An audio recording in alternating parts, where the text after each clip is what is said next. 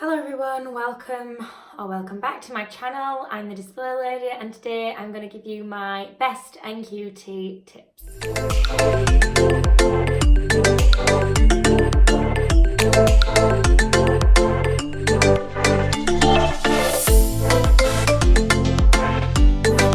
I've got some notes. So I made these tips in collaboration with one of the NQTs that I mentored last year. So she was an NQT last year, so this year she's an RQT, so we kind of made the list together. So I'm hoping it's going to be pretty useful. It's got kind of my perspective as an experienced, if you like, teacher, and also the perspective of someone who has just finished their NQT year. So hopefully this video you will find useful. If you've watched any other NQT tips videos, I know there's quite a few out there. Hopefully you'll see some overlapping themes because obviously they must be important tips if everybody's giving them. So without further ado, let's get into the tips. So tip number one, it can be really tempting to buy a load of stuff.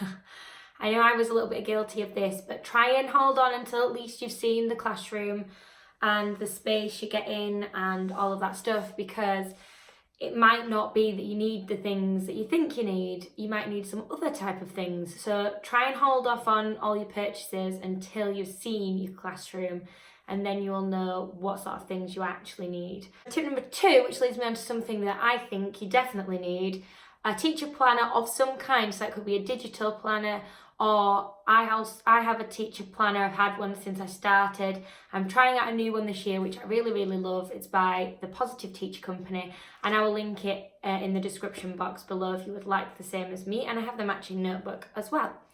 So definitely get yourself those. The reason you need a planner and a notebook usually is because when you're in meetings or training, you need to make some notes. So it's good to have a separate notebook, I find. Because it's not something I always refer to, but it's really useful if you are applying for a job, because you have your notes there, and I like to write at the top what the training was or what the meeting was or whatever. So like might be SLT Monday the 3rd of October, whatever it is, and then the next page in my notebook might be, you know, safeguarding training and the date, so that you can, you know, say I've had safeguarding training, you know, if they want the date, you've got the date. But it's good to keep things in order, and it's really good for your job applications because you probably forget about the training that you've actually had. So always a good idea to keep a note of training. So I guess that's a little bit of an extra tip on there. So the link to your teacher planner in your notebook is trying to stay organised. And it's easy for a type A like me to say stay organised, but I know some people do find it more difficult than I do to stay organised. And the best way that I've found to keep myself organised, I used to use box files, the Ikea ones. I'll link those below, that I actually use in my classroom. I still use them, but not for the same reason. I used to use them for Monday, Tuesday, Wednesday, Thursday, Friday, and have a box for each day. And I would put in each kind of like the sheets once I prepared them, or the learning objective stickers, or the whatever I needed, the activities for each of the days, and that would help sort of keep me organised.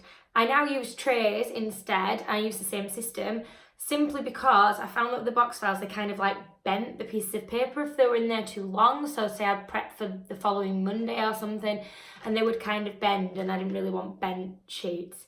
So I now use trays, but the principle is the same. I also colour coordinate my Bulldog Clips, and I'll link some below for you because I love them. They're the best thing ever. And you can get them on Amazon, you can get them in any colour, and I like to colour code them. So I don't colour code like maths, reading, whatever. I colour code based on what table's going to get what sheet. So my tables are colour coded, and my cat's meowing. My tables are colour coded, and I sit certain children on certain tables for different subjects. And so say if I want green table to do this sheet, and I want yellow table to do that activity, I will clip the greens green and the yellows yellow, and I use kind of black or white for just everybody's going to do that. So like my starter, or like a plenary, or whatever I want everybody to do.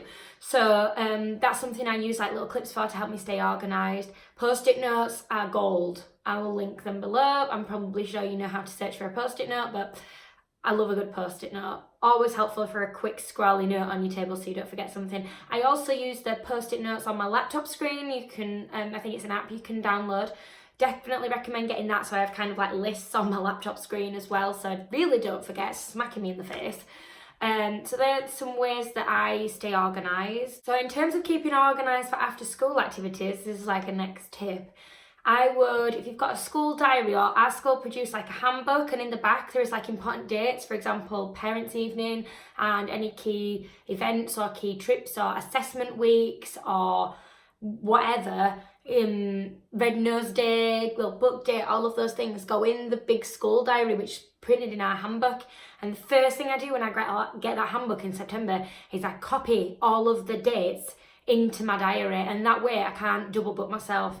I can't forget, oh, it's Red Nose Day, because I didn't look in the back of my handbook, because I don't often look at those pages in my handbook, because I'm assuming I've put them all in my diary. My diary is my thing that I have to hand. I also then copy them for the children on I've got like a chalkboard sticker for my wall, and I'll link that below as well. And I find that helps keep the kids organised. I'm not going to say it's foolproof, because we still had no PE kits last week, but we'll breeze by it. And so I write in it each week what's happening, so the kids know, like, oh, it's going to be the yellow team's prize, or oh, it's we're going on a trip to Whitby, or oh, I need my PE kit, or so-and-so's going swimming, or whatever. I try and just keep it relevant to them, so I wouldn't write on like year one or on a trip, because it wouldn't affect them particularly, so they probably would be like, and. So I try and keep it relevant. I also put when homework goes out and when homework comes in, not that they pay super attention to that. Most of them do, let's give them credit. But yeah, so I have like a chalkboard sticker calendar for my wall for the children. I'll link the pens I use below as well, because they're really, really good. But do follow the instructions. You have to really shake them and then like hold them down. So follow the instructions if you get them. Another tip, which I endeavour to follow, is to keep on top of your marking. So it's really hard, and I'm not going to say, oh, I'm always on top of my marking, because that's the barefaced lie. But you do need to try and keep on top of it. So I try and mark, so my maths group, I mark the group that I'm with as I'm kind of with them. And I try and get my TA to kind of do the same with her group. And then, so then I have kind of two groups. So I have 4 groups. So then I have 2 groups to mark kind of after. So I try and mark them straight away at the beginning of lunchtime, so that's like, I don't need to worry about maths. And then obviously I've got reading and writing. Writing's kind of a bit of a mammoth task when it gets to the final piece of writing, I find. So that ends up sometimes being my weekend job, which is not great. But that's because, you know, I could manage my evening time better probably, but it is just a fact of life. The marking, depending on your school's marking policy, can take over a little bit sometimes. I mean, I don't think our school's marking policy is too bad. So yeah, but do check the marking policy and make sure you follow it, because there's nothing worse than you putting all this effort into marking and it doesn't follow the marking policy. So you get a book scrutiny and, oh, all that time and effort was for nothing. So do make sure you've read the school marking policy and you follow it. I would say to the letter in your first year. You can kind of see what loose edges there are after that, but I'd say follow it to the letter in your first year, pretty much. My next tip is social media. So get yourself on Pintrest. Oh my god, if you want to follow me on Pinterest, you can. I need to use it more. I use my personal Pinterest, but I'm going to get a display lady Pinterest. Hopefully I'll do it before this video goes live, and I'll link it below. And I create boards for topics, I create boards for the book tunnel, I create boards for, I don't know, my house. But yeah, Pinterest is great if you're really stumped for ideas, and there's often activity ideas and things on there as well, so you'll see that. On my personal Pinterest, I had a certain child that I needed to kind of find activities for, and I'd just pin activities for him in and save it, and he had his own little section on my Pinterest, and that's fine. So yeah, I mean, it's really good for ideas, and you can often click the link and it'll link you to whatever it is that's shown on the Pinterest. So yeah, recommend Pinterest 100%. Obviously things like the TES, and I've got my own TES store, but it's a real time saver. There's a lot of good resources on there. Just, you know, search in the resources section. I find a lot of like year 6y stuff in there that, well, it's like another reading comprehension, like yeah, I could make another reading comprehension, or I could just use somebody else's that somebody's done for me. There's only so many times you can reinvent a wheel here, so don't do it. Like, try and save yourself some time. Don't try and do everything yourself, because there's people that have been experienced teachers for years and years and years, and they've created something, you know, and I'm not saying don't adapt it for your class, because that does need to happen still, but essentially the bones and the structure's there, you know, take it, use it, do something with it, rather than trying to constantly create everything from scratch, because I know that's a mistake I made in my NQT year. I wanted everything to be my way and perfect, and you ain't got time for that. So do try and save yourself some time when you can. Yeah, that goes along with kind of like Instagram. It's such a good place, Instagram. Like, I didn't have a teacher Instagram until like a couple of months ago. And then I kind of started it last summer but didn't really use it. And I really started using it sort of since, I'd say, February half term. And since then it's just kind of exploded. It's been amazing. And yeah, I really recommend it. It's a really lovely teacher community on there. So if you don't already follow me on Instagram, the link's below. And I recommend getting yourself a teacher Instagram account so you don't annoy all your friends with all your interest in teaching malarkey, because that's what I did, so hence why I got a teacher account. Yeah, and Facebook, there's Facebook groups for year groups, so I'm in a 5-6 teachers group, which is brilliant, and people post on there all the time, and they ask questions, and you think, oh yeah, that's a good question, I hadn't thought about that. So maybe there'll be some NQT groups or trainee groups on Facebook, so go and check those out, see if you can find some. I know when I was at uni, we had an actual PGC, Leeds, and then the year, and it was great. We all kind of like met each other before we got there, and it was really good. So I definitely recommend that. So I've put a tip here of save things when you've used them, which I advocate to a certain extent, because obviously you spent your time making and laminating, and there are things that I certainly keep. But if you've watched my teacher journey, which I posted on Friday, and I'll leave a link to it below, I have not pretty much been in the same year group within the same school, maybe once. So I have gone from year 3 to year 2 to year 3, then I moved schools, then I went from year 5 to year 3, then I moved schools, then I went from year 4 to year 6 to year 5, 6. So I've never really been able to reuse a lot of the stuff. So it really kind of was me just lugging stuff backwards and forwards. So I say save things, but I guess as an NQT, you hope that you'll be in the same year group next year, and it will save you time next year. So in a sense, I think saving things is great. And in a sense, I think sometimes you end up with just a cartload of stuff. So, you know, save things with caution, maybe, I would say. Things that you know you're going to use time and time again. Save, and things that you think, it's more of a one-off, don't save. It's really kind of at your discretion, but do think carefully about what you're saving. That was the worst tip in the world. So one of the ones that Ellie came up with that I agree with completely, try and take some time to really observe other teachers, whether you're a trainee or whether you're an actual NQT. Try and make sure that you and your NQT mentor are planning some time for you to see other teachers, because once you kind of get past NQT year and get into your RQT year, it's like pedal to the metal. Like, you don't get a chance to kind of leave your own four walls of your classroom, and it's a really, you know, sad that we don't get to observe each other more, because you really learn a lot from observing another teacher. So I really strongly recommend, well, to any teacher, but mostly, especially to an NQT or an RQT or a trainee, to observe as many teachers as you possibly can teaching. Really, really go out of your way to do that. And I know you feel like, oh, I'm really busy, I haven't got time for that, but you will really learn a lot, and you will really get some great ideas and tips from other teachers. So I can't recommend that one strongly enough. Go and observe other teachers. Number 9, I don't even know if this is number 9. It's number 9 in my list, but I think I've jumped around. Be flexible is my next tip, which is rich coming from me, I think. But so I wasn't very flexible as an NQT. I really struggled to change timetable, or like change kind of my vision for what I thought the lesson was going to look like, or whatever.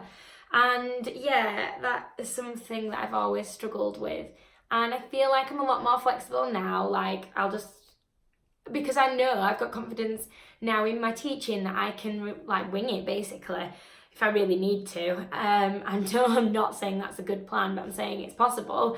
You know, obviously as an NQT or an RQT, you plan and you plan and you plan, and that's exactly the right thing to do. Make sure you feel as organised as possible, but be prepared for something to go, no, you're not doing that.